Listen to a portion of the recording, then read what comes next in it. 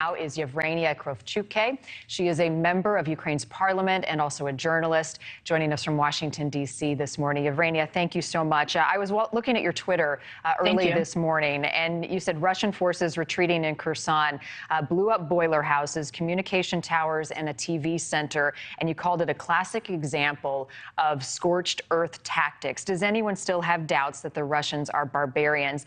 My question to you, is this a turning point in Kherson, or are you concerned about what we're seeing with the alleged retreat?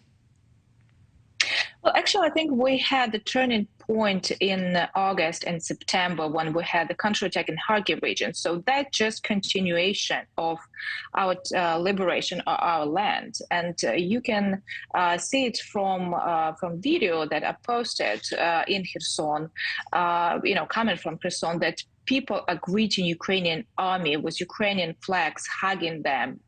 It's such a boost of morale, I would say, to whole of Ukraine and our troops as well, because Kherson was the only regional center that was occupied since February 24th, and it was under occupation for 8 months. And, step by step, we will get back to the borders of 1991, so we will have the territorial integrity.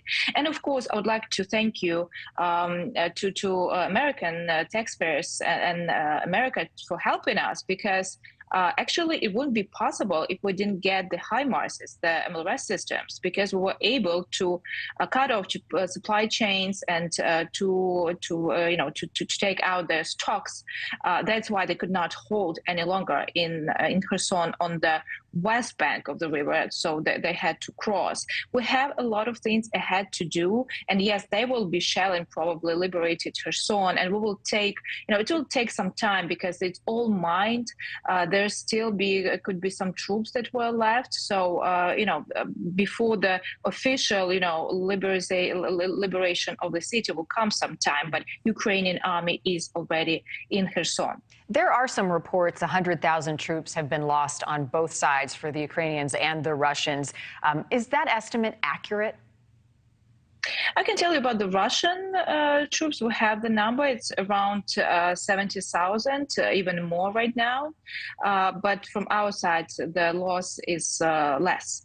By the way, because we're using the modern weapons, and also because our generals, General Zaluzhny is planning the operations just, very smartly.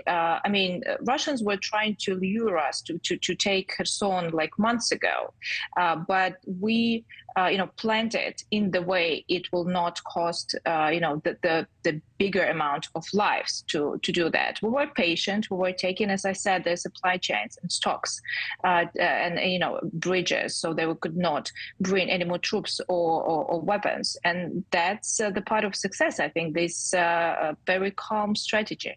President Zelensky has signaled that sitting down with Vladimir Putin is unlikely at this point, 9 months or so into battle. What does the path forward look like as you and other members of parliament convene?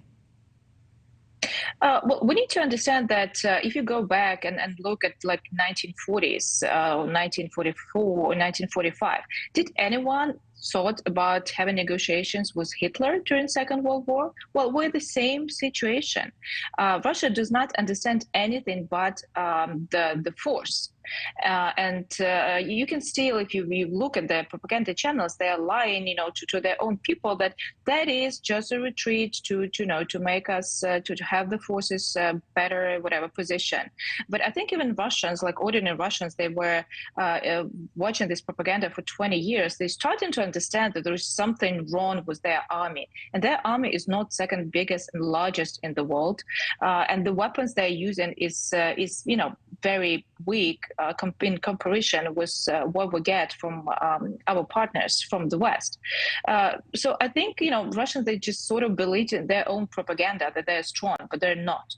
Thank you for watching. Go to newsnationnow.com to find NewsNation on your television provider. And don't forget to click the red subscribe button below to get more of NewsNation's fact-driven, unbiased coverage.